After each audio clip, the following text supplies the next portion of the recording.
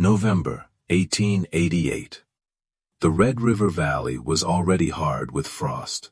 Most settlers were sealing their barns tighter to the ground, packing sod against the walls, burying every crack they could find before winter closed its fist.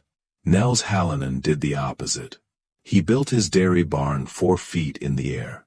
Out on a flat stretch of Minnesota prairie, granite piers lifted the whole structure above the earth, as if you were expecting a flood instead of a blizzard. The local builder took one look and laughed.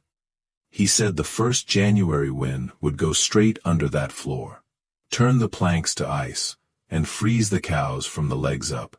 He was wrong, because before that winter was over, the same man would crawl under Halonen's full barn during a whiteout, and come back out calling it the smartest building in the valley.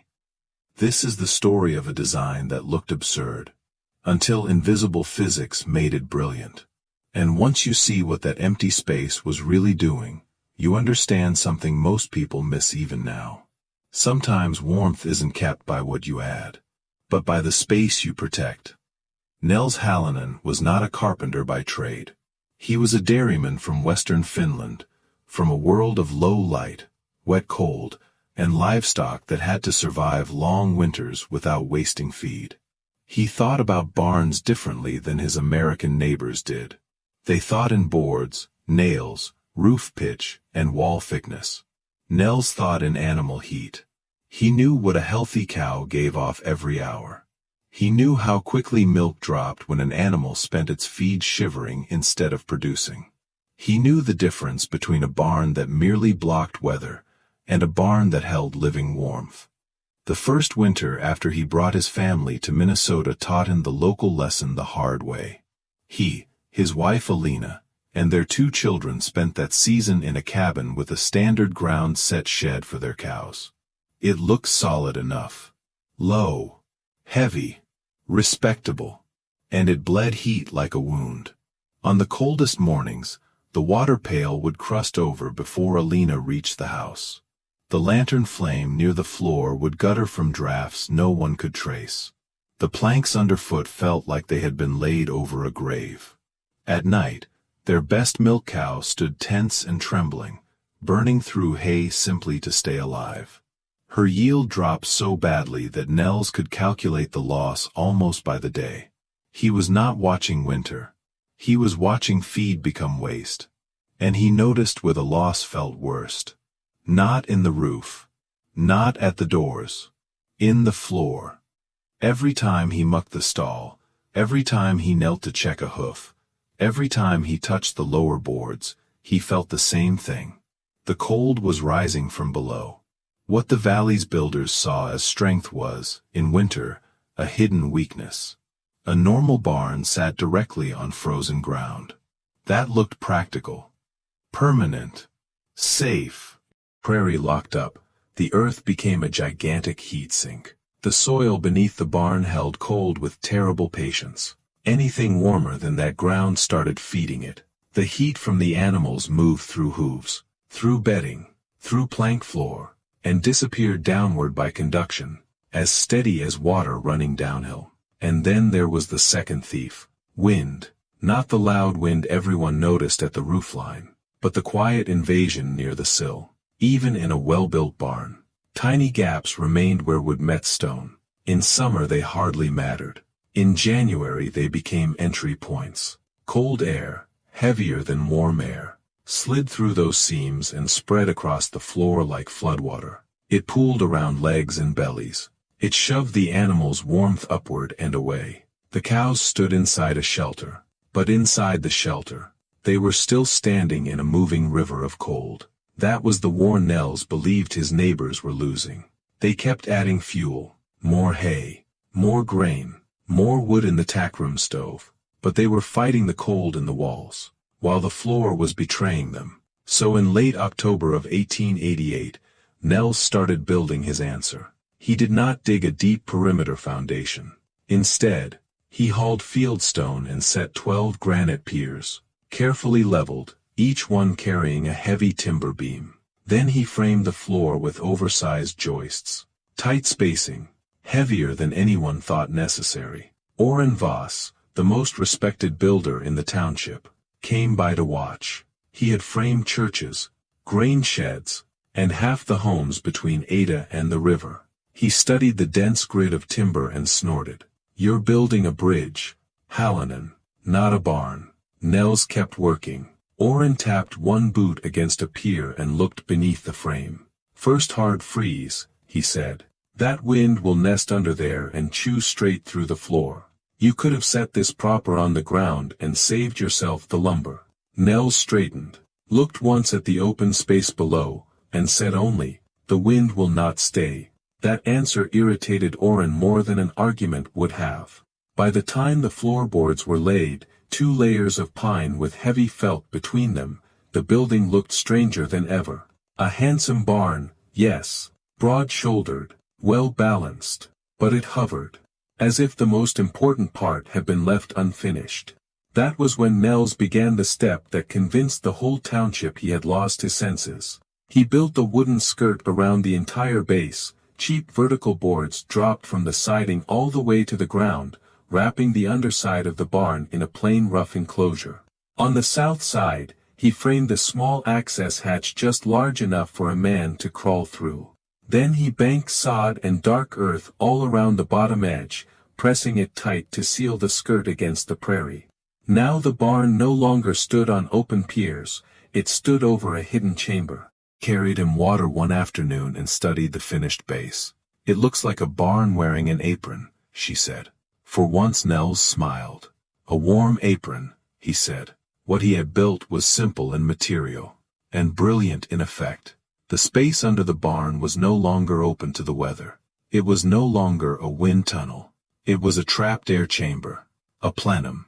And dead air, when it is sealed from moving wind, is one of the best insulators a working farmer could ever hope to own. This is where Orrin Voss misunderstood the problem. He thought winter had to be beaten back with mass. More stone, more contact with the earth, more solid barrier. Nels understood that the real enemy was not empty space. It was moving cold. Once the skirt and earthen seal were finished, outside wind could no longer sweep beneath the floor. The air in that chamber became still. Then the cows began doing the rest. 10 dairy cows are not just livestock. They are heat engines. Each animal gives off a steady stream of warmth hour after hour. Inside a drafty barn, that warmth escapes and is lost. Inside Nels Halonen's raised barn, a share of that heat moved downward into the double floor and into the sealed chamber below. Not into a gale. Not into exposed frozen ground. Into still captive air. Slowly, the plenum tempered. It did not become cozy. It did not need to. It only had to become less cold than the world outside.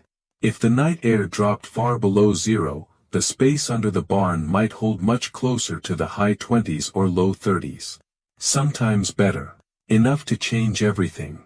Now the floor was no longer bleeding heat straight into a hostile sink. It was sitting above a thermal buffer. Heat loss slowed. Draft-driven convection collapsed. The cold that had once climbed upward through the planks lost its force. Orrin looked at that chamber and saw wasted emptiness. Mel saw a place where warmth could gather and stay. By December, the valley understood what real prairie winter meant. Then January arrived, and removed all doubt. For 11 nights in a row, the temperature plunged below 20 below. The sky turned white with glare by day and iron hard by night. Breathing hurt, leather stiffened. Fence posts cracked like rifle shots in the dark.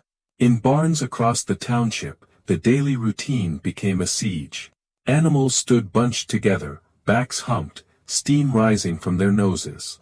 Water troughs froze hard by morning. Men broke ice with axes before dawn and cursed their own buildings under their breath. Orrin Voss had built his own stock barn as carefully as any structure in the county. By every accepted rule, it should have performed well.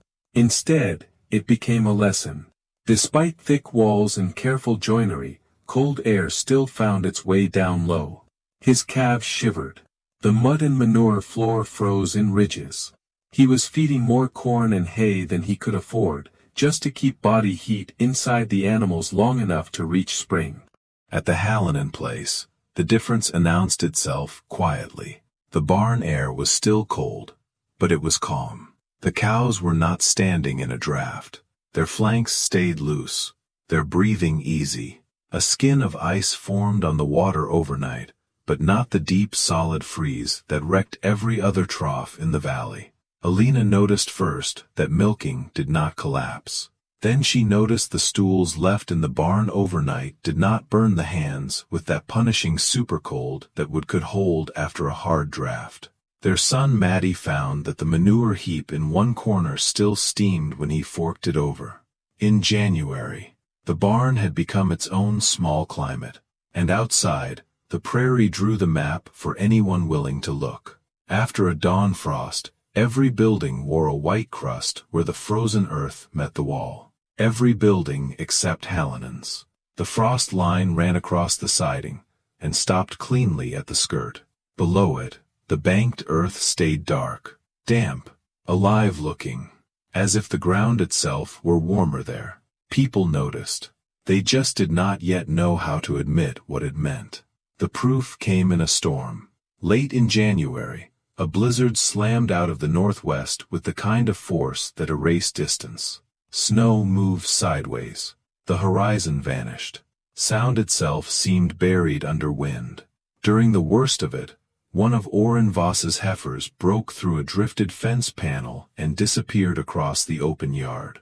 Orrin went after her with a lantern and a rope, half blind in blowing snow. He tracked the animal by broken crust and churned drifts until the signs led him to the Halonen barn. Then the tracks vanished. At first he thought the beast had circled away. Then he saw the little crawl hatch standing crooked in the storm. The heifer had pushed through. Orrin dropped to one knee, swore into his scarf, and stared at the black gap under the skirt. For months he had called that chamber a trap for cold, a box for wind, a stupid piece of frontier vanity. Now his animal was inside it. He expected misery. He expected a blast of trapped ice, a filthy frozen crawlspace, a place made worse by being enclosed. He ducked his head and went in, and the world changed. The war vanished first. Outside, the blizzard was howling hard enough to shake the boards. Inside, there was almost no sound at all. Then came the second shock. The air was cool, yes, but not brutal. Not biting, not slicing. It felt still, earthy, held. Orrin crawled forward on hands and knees until his palm pressed into the ground beneath the barn. He had spent all winter touching frozen earth. This was different. The soil was cold, but it gave. Not iron hard. Not locked solid. Soft enough to mark with a thumb. A few feet away, the heifer stood tucked beside one of the stone piers, calm as if she had chosen the safest place on the farm. Orrin stayed there longer than he meant to, long enough to feel a faint tempering warmth above him from the floorboards. Enough to realize that the empty space he had mocked was the very thing making the building work.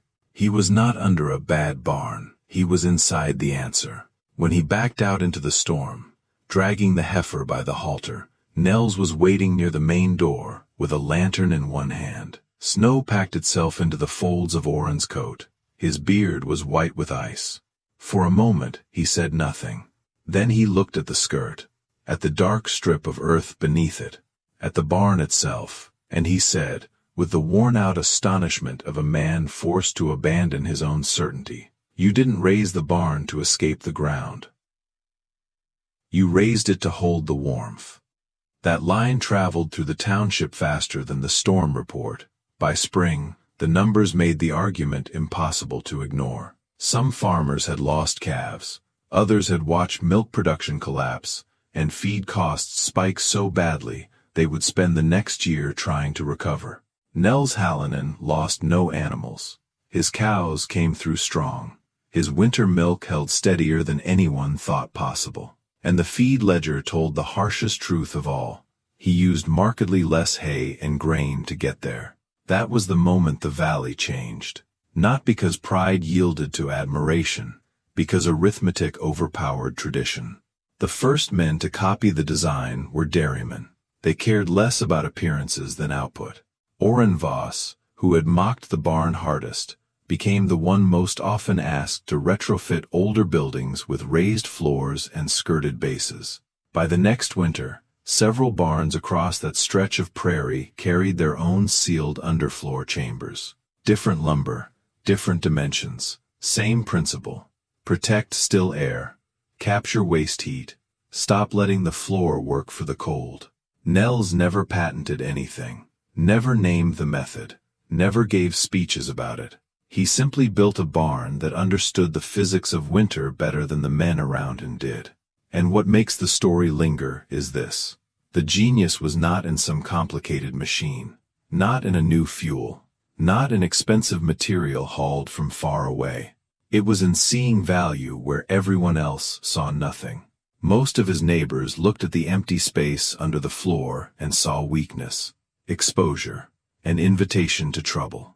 Nels looked at the same emptiness and saw a vessel, a place that could be sealed, calmed, warmed just enough to change the terms of the fight.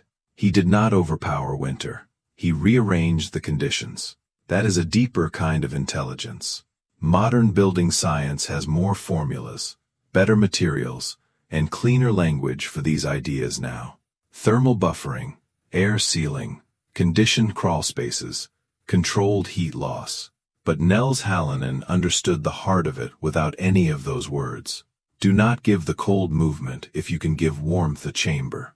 That is why this strange old barn matters. Halonen understood the heart of it without any of those words.